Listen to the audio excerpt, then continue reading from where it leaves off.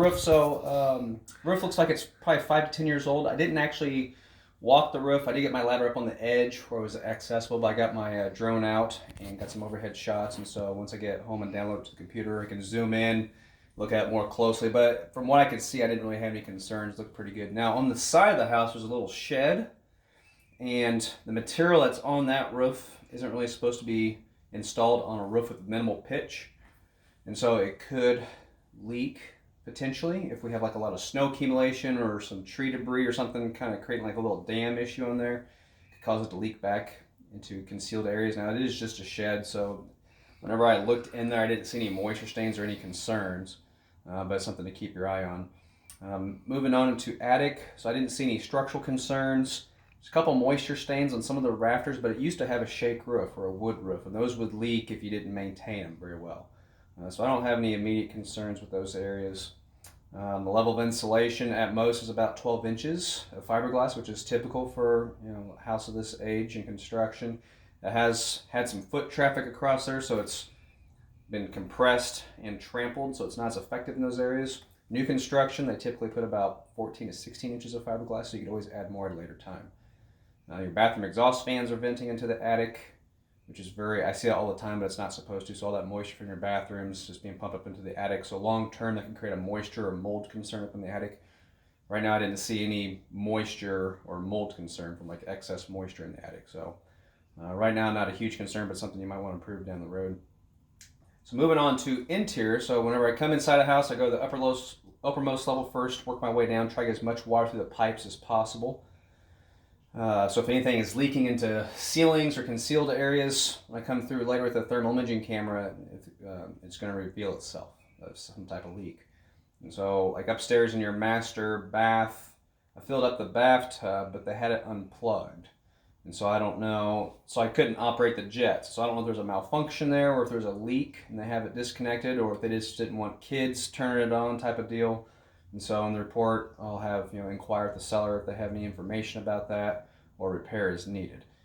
In the master bath, I really didn't have any other concerns in there, other than the bathroom exhaust fan was a little noisy. I think that's about it in there. In the hall bathroom upstairs, we have the toilet was really loose, and I had elevated moisture content in the flooring with my moisture meter.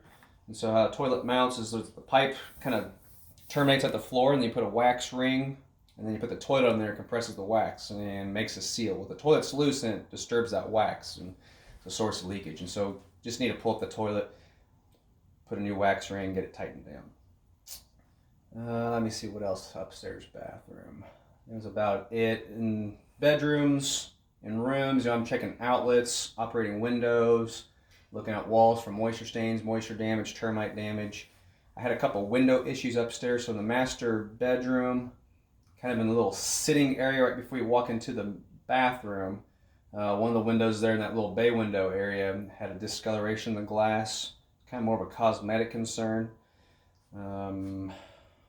See, and then I had a window here in the kitchen by the kitchen sink that whenever I undid the latch, the top sash just fell down, so it's like the spring mechanisms are broke. And so the stuff can be rebuildable. Otherwise, the windows are relatively newer to the house. Didn't really have any other concerns with them. Now, some of the windows in the bedrooms upstairs don't meet current egress, which is a minimum standard size for escape in the event of an emergency. And so for some reason, the windows up there don't meet that. Just FYI. Let me see, moving downstairs to your kitchen.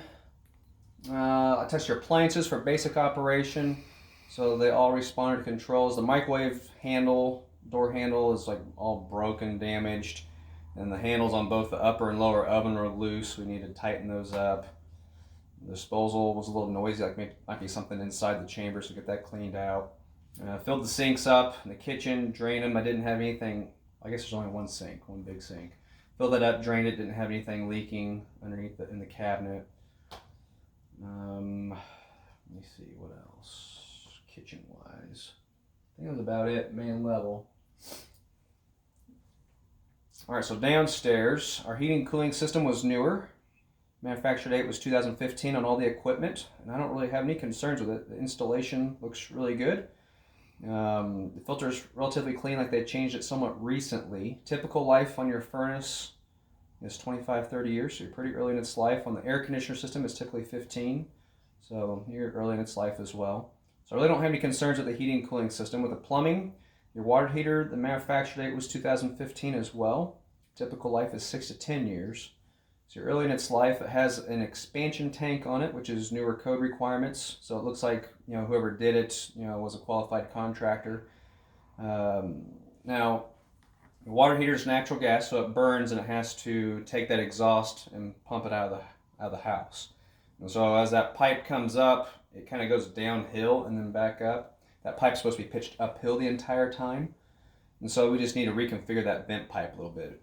If it's pointed downhill, it could backdraft and cause carbon monoxide or exhaust gases to enter the structure. So that's a pretty easy fix.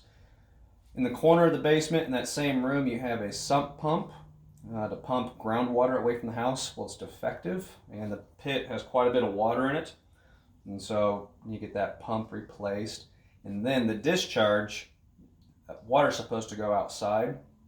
Well, they have it directed to dump into the sewer line. So it's not really a conforming configuration, but the city, you buy water from them, so they're expecting so much water to treat, and they don't want to treat a whole bunch of groundwater from outside. So choose what you want to do with that, but it's supposed to go outside. Let me see what else. So gas pipe. So there's a small section of gas pipe going between the furnace and the water heater that is a flexible material. And it's a newer product that's had a high correlation of fires with lightning damage. And so there's a couple fixes for it. It's a short piece of pipe. You could probably just replace it with a rigid hard pipe. Or you have to ground it to the grounding system, electrical panel. Electrical panel's on the opposite end of the basement. So it might be just more economical just to replace that piece with a hard, rigid pipe. Let me see what else. Plumbing related. That was about it, plumbing related. The bathroom, the half bath downstairs, the hot water at the sink had minimal pressure compared to cold water or any other fixtures in the house, so it might just be related to the actual fixture there at the sink. This one had that gravel square thing. Yeah, that's where a shower stall would go. Okay, that's what we. Yeah, if you dig that out, there should be a pipe right there. Yeah, so if you wanted to make that a full bath, you have that option. That's good. So electrical, so your electrical panel, there I have one concern in it, and it looks like something that a homeowner did. In general, we have single connections everywhere inside the panel like we're supposed to have. We have one breaker that's too big for the circuit, and that looks like something a homeowner did. And so the breaker is a 20 amp breaker. It needs to be stepped down to a 15 amp breaker. So that's a pretty easy fix for like a $5 part. But I don't know what that's serving, but say we overload it, it could overheat the wire before the breaker trips. So we need to get that stepped down. We have a ground rod at the exterior for lightning dissipation. We have, we're also connected to our water supply for grounding. I didn't really have too many other electrical issues. I had a couple GFCI outlets that were defective. So those are the outlets with the test and reset buttons that you see around sources of water. So there's one in the half bathroom over here by the laundry that's defective. It doesn't trip, so it gives you a false sense of safety. So we just need to replace that with a new outlet. It's like $15. And then there's one outside on that side of the house over by the gas meter. There's an outlet over there that's defective. So swap that out. And then also, for this age of house, you should have some GFCI protection around the kitchen, like by the sink. Well, they're not protected, and so we just need to get those swapped out to prevent deadly shock around sources of water. That's about it with electrical. So structure, so we do have a couple cracks in the foundation. So there's one on this, let me see, I'm turned around here. Which direction am I facing? So that's east, that's north. So on this west side of the house, we have a crack over here. It's pretty straight. We can't see it from the basement because they have a finished wall over there, but from the outside we can see it. And then in your utility room where your furnace and water heater is, there's a little bit of a diagonal crack kind of coming off that corner over there. So it's an indication we have a little bit of movement. Right now it's not excessive, so I'm not recommending any type of structural repair or anything. And didn't see any indications of moisture intrusion there. But we have some grading issues outside. So on that far corner over where the little stone patio is that goes to the deck, there's a low spot. We need to get that improved so when rain falls, it wants to naturally drain away from the house. And we also have some gutters. The downspouts are just kind of pouring out right in the corner of the house there. So we need to get all that stuff extended away so that water's not putting pressure on those walls or causing erosion around the foundation. So in general, I don't have any significant concerns with the foundation, just some routine maintenance around the outside with the grading and drainage. I didn't see any termite activity or termite damage. There are some bait stations outside, and so those require like a subscription with a pest contractor. And so I don't know if they mention anything in the disclosure about bait stations. Maybe. Yeah, so even though those are out I can't there, remember. if you don't have a subscription with it, it doesn't keep termites away. So let me see. So it's termites. So outside, so I didn't have too many concerns outside. There's a couple areas that need some paint maintenance. We already talked about the grading, drainage. Your deck has a couple issues. You get that pergola. If you get back in the backyard, it's kind of leaning a little bit. There's some wood rot on the top of that post. We have some inconsistent tread height on the steps. Let me see what else outside. We got some trip hazards in your concrete driveway out front, so you'd always have that mud jacked if you wanted to. Let me see what else.